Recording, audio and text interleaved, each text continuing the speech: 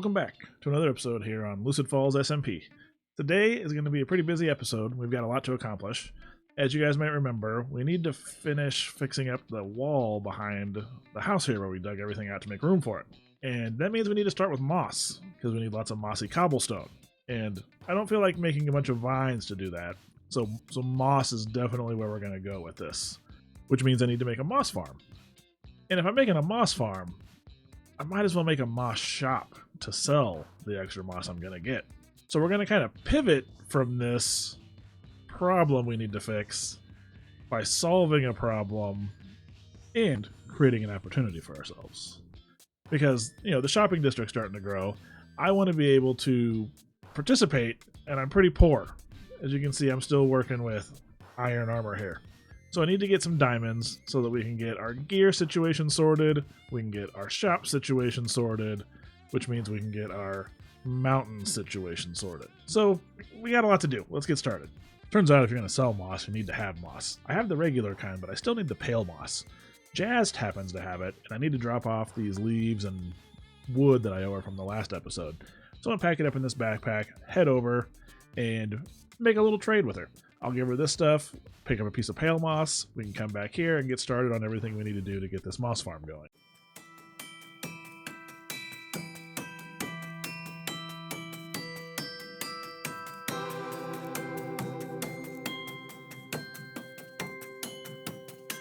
Back over here at Jazz's, we're going to put this backpack down that has all the logs and leaves.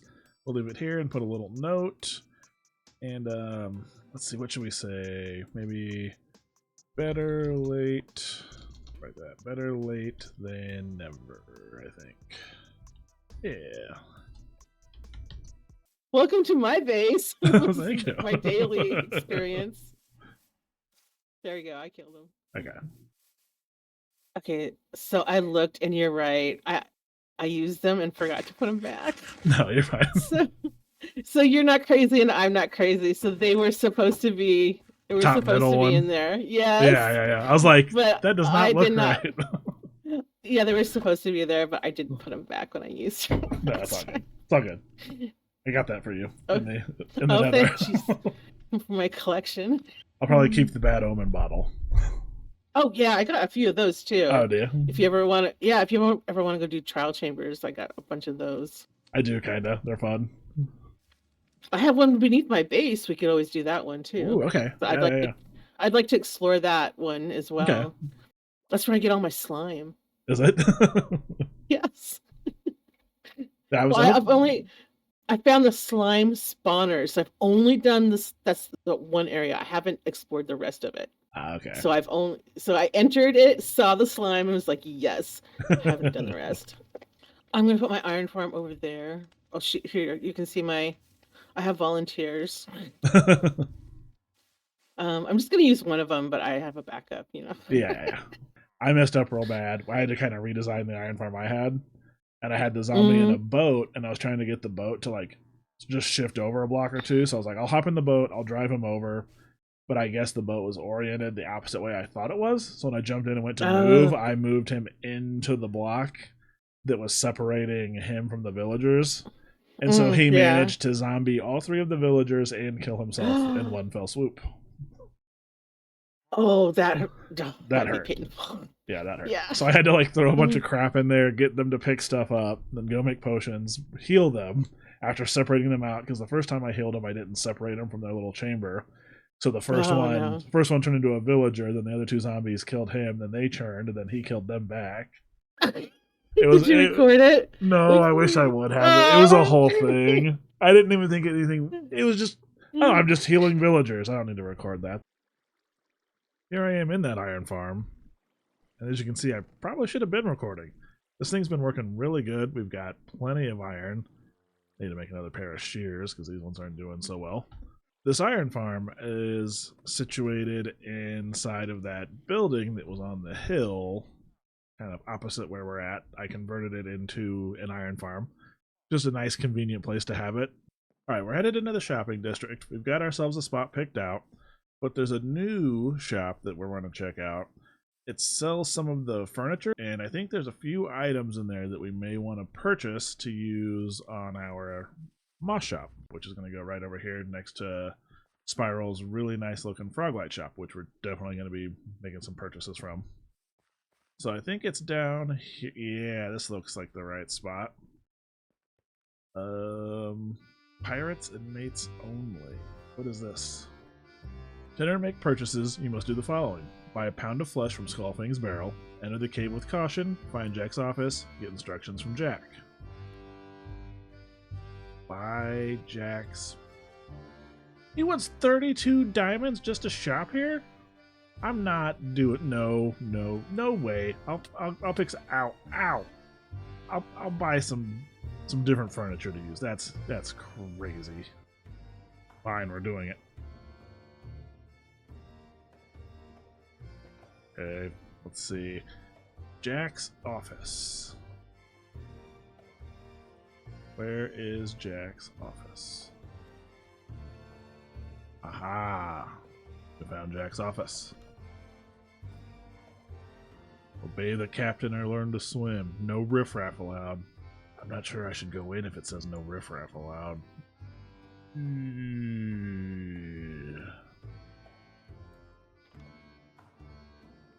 Ah, Jack. What do we got here? Oh. Jack sells some nice stuff. Welcome to Captain Jack's Underground Market. In order to buy from the market, you must exchange your pound of flesh for a disguise, player head in the chest.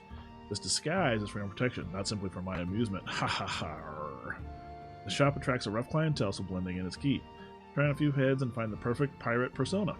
Leave your pound of flesh in the chest here. Rule: you must wear your disguise whenever you're inside the market, but only when you shop here. Rule: your disguise must remain a secret at all costs. Do not wear it outside of the shop. You can only own one head at a time. If you lose your disguise, you may purchase a replacement for 20 diamonds. Also check out the specials. I keep them on my person at all times because they are super rare and valuable. Market shop pricing. Buy 3 items, mix and match for 25 emeralds. Okay, that's pretty good. We can work with that. Alright, Jack, what kind of pirate am I going to be? I think I like this one. Let's see. Oh yeah. Yeah, we're a good pirate now. We can definitely shop here. I should fit in with the riffraff. Alright, so we have emeralds. Now we can do some shopping. Let's put... We only need 25, so let's put some of these back in our chest. Ow.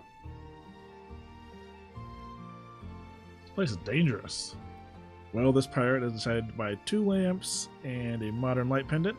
We'll definitely be coming back and checking this place out more because there's a lot of good stuff in here, but I think this is all we really need for now. Just a couple little lights to make things look good in our shop.